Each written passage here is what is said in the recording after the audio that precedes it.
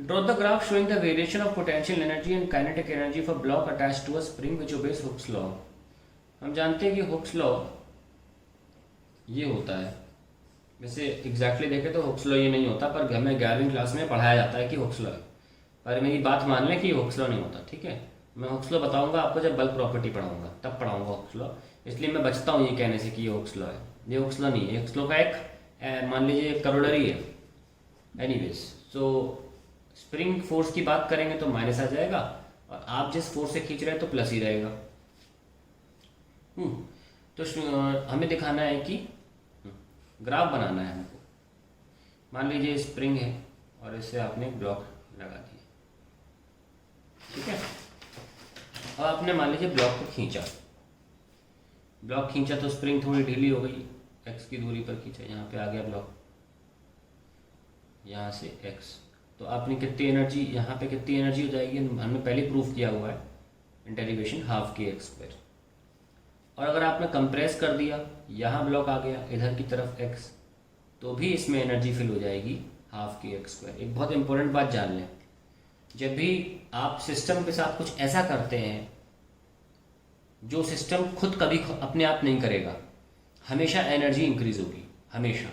जैसे कि आपने ऐसे ही छोड़ दीजिए इसको, चाय पी लीजिए, चाय पीते वक्त ऐसा हो सकता है कि स्प्रिंग बढ़ जाए और पीछे चली जाए, अपने आप हो सकता है। अगर ऐसा हो जाए ना तो वहाँ से चले जाना, यानी कि दिव्य शक्ति काम कर रही है और वहाँ पे कोई भूत पिशाच का कुछ मंडरा रहता है वहाँ पे, तभी ऐसा हो सकता है। अपने आप कभी ऐसा नहीं होगा, यानी कि मैं इतने से मजाक कर रहा हूँ। तो यानी कि जब आपने या तो खींचा या दबाया स्प्रिंग को, दोनों ही सूरतों में आपने वो काम किया जो खुद ब खुद कभी नहीं होगा। ऐसे में आप हमेशा सिस्टम की एनर्जी बढ़ा देंगे। इसीलिए सिस्टम की एनर्जी स्प्रिंग के केस में दोनों तरफ बढ़ती है। एक और उदाहरण देता हूँ मैं आपको। मान लो ये पेन है, ये ऊपर उठ सकता है? नहीं उठ सकता। ये ऊपर उठ गया, किसने किया? ये मैंने। खुद हो सकता था?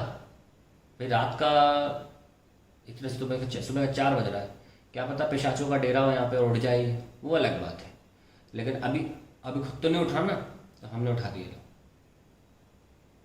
तो हमने जो भी काम किया, ये ऐसा काम था, ये खुद नहीं हो सकता था। तो ऐसे में क्या होगा? सिस्टम की एनर्जी इंक्रीज हुई, पोटेंशियल एनर्जी बढ़ गई ना। अब मान लो मैं टेबल के साइड में खिसका दूं उसे, तो ये पेन कहाँ जाएगा? नीचे गिरेगा।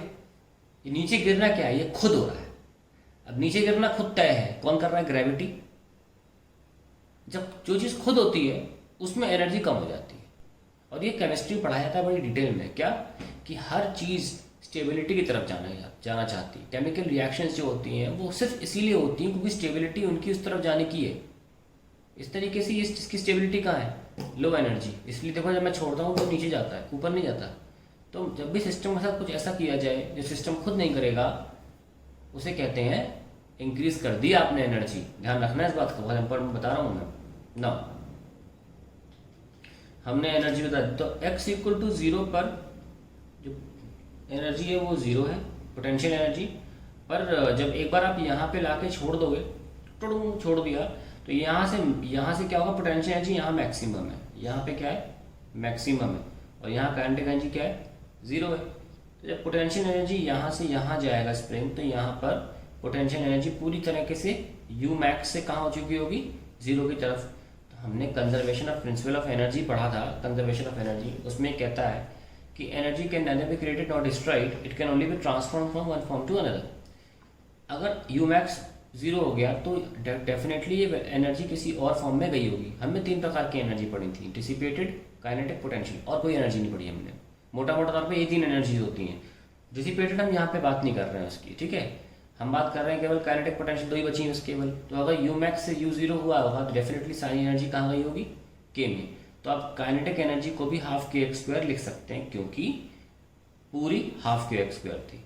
अब ये काइनेटिक एनर्जी बिल्कुल, इसको मीन पोजीशन भी बोला जाता है। क्या बोलते हैं इसको? Mean position. यहाँ पर हमेशा काइनेटिक एनर्जी मैक्सिमम होती है। और क्योंकि x 0 हो चुका है, उस लिहाज से जब x 0 पुट करोगे तो u 0 हो जाएगी।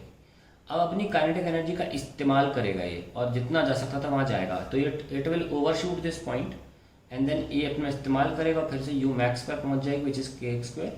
और काइनेटिक एनर्जी पूरी u में कन्वर्ट हो चुकी होगी इसमें। तो हमको बोला गया है पोटेंशियल और काइनेटिक एनर्जी का ग्राफ बनाइए।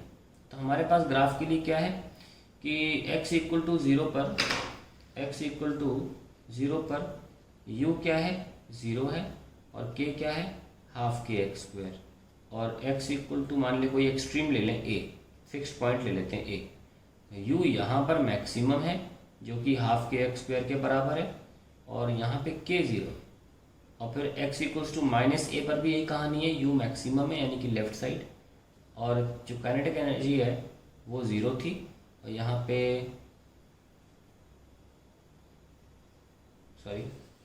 काइनेटिक एनर्जी यहाँ पे कितनी, -a पर, सबसे जहाँ इस कोने पर हम देख सकते हैं कि u मैक्स है और काइनेटिक एनर्जी 0 है। मैक्स की वैल्यू कितनी है, हाफ के एक्स स्क्वायर, और काइनेटिक एनर्जी ऑब्वियसली 0 है। तो हम बस इसको प्लॉट करना है। तो प्लॉट करते वक्त बिल्कुल ध्यान रखें कि हमारी एनर्जीज जो हैं वो डिस्प्लेसमेंट या डिस्टेंस मान लें, इसके साथ पैराबोलिक नेचर निभा रही हैं। देख सकते हैं आप कि u चाहे k दोनों ही प्रोपोर्शनल टू एक्स स्क्वायर है, तो हम जो ग्राफ बनाएंगे वो पैराबोलिक होगा। ओके, आइए देखते हैं इसको पैराबोलिक बनाते हैं। सबसे पहले हम क्या करेंगे, हम बनाएंगे पोटेंशियल एनर्जी। एक सेकंड, हमने क्या बोला, सेंटर पे पोटेंशियल एनर्जी 0 है, चेक करना है, लो चेक कर लो। देखो x इक्वल टू 0 पे u 0, ठीक है, x इक्वल टू 0 पे u 0, काइनेटिक एनर्जी मैक्सिमम। देखो हमने क्या बोला, मैं एक पर एक ही बनाऊंगा, कन्फ्यूजन नहीं होना चाहिए। अब x इक्वल टू a पर u मैक्सिमम है और हाफ के एक्स स्क्वायर के बराबर है, क्योंकि ग्राफ पैराबोलिक है तो मैं से बनाएंगे। ये लीजिए, मान लीजिए ये a पॉइंट था, x इक्वल्स टू a, यहाँ पर जो वैल्यू है वो कितनी है, इसको हम लिख सकते हैं हाफ के एक्स स्क्वायर, यहाँ पे हाफ के एक्स स्क्वायर, क्योंकि ये जो एक्सिस है ये एनर्जी का एक्सिस है, ये एनर्जी है, ठीक है। चलिए ये आ गया, और ये आपका -a पर mirror image, x equals to -a, कहानी खत्म। अब हम मार्क करेंगे काइनेटिक एनर्जी को, तो भरपाई करेगी, अगर u 0 है तो काइनेटिक एनर्जी क्या हुई, मैक्सिमम, और जब x a और -a था तो काइनेटिक एनर्जी मिनिमम थी। तो आप ऐसे ग्राफ बनाएंगे। तो ये है हमारा स्प्रिंग के लिए एनर्जी ग्राफ फॉर स्प्रिंग, ठीक है। तो नोटिस कर सकते हैं कि हमेशा टोटल एनर्जी हाफ के एक्स स्क्वायर ही रहती है। तो अगर कोई टोटल एनर्जी का ग्राफ पूछेगा ना स्प्रिंग के लिए, टोटल एनर्जी, तो वो हमेशा कांस्टेंट ही रहेगा ऐसे, ठीक है। और ये बना लिया टोटल एनर्जी हमने, पूरा बना लीजिए ऐसे, x इक्वल्स टू a हो चाहे x इक्वल्स टू -a हो चाहे x इक्वल्स टू 0 हो, हमेशा काइनेटिक और पोटेंशियल मिलके टोटल एनर्जी देती हैं। तो आप कहीं पर भी दोनों को ऐड करेंगे, आपका आंसर क्या आएगा, कांस्टेंट आएगा। अब जैसे मैं किसी एक आर्बिट्री पॉइंट r की बात कर लेता हूँ, जैसे कि मैंने मान लीजिए बीच में ये तो मैंने मान लीजिए x equals to a value पर निकाला, x इक्वल्स टू a। मानो बीच में कहीं अगर ऑब्जेक्ट है बीच में कहीं, तो कैसे निकालें, उसको हम ले लेते हैं x इक्वल्स टू r, है ना। तो वहाँ पे भी आप कैसे कर सकते हैं कि वहाँ पे भी आप ये लिखेंगे हाफ के r स्क्वायर